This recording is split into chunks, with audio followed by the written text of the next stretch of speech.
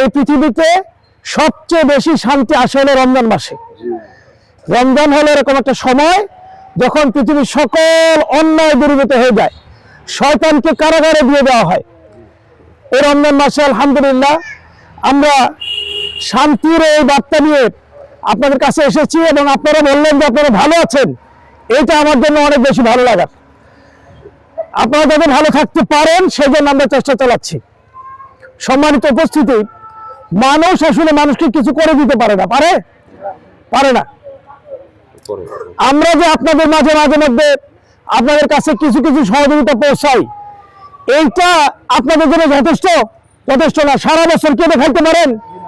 এটা হলো 1 দিনের 2 দিনের 1 সপ্তাহের খাবার দাবার। সুতরাং বাকি সময় সব সময় রিজিকের ব্যবস্থা কে করেন?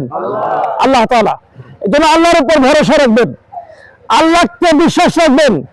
ইনশাআল্লাহ আমরা যদি ন্যায়ের পক্ষে থাকি, ইনসাফের পক্ষে থাকি, কল্যাণের পক্ষে থাকি, আল্লাহর পক্ষে থাকি, আল্লাহ তাআলা আমাদের রিজিকের ব্যবস্থা করবেন ইনশাআল্লাহ, এবং সম্মানজনক রিজিকের ব্যবস্থা করবেন।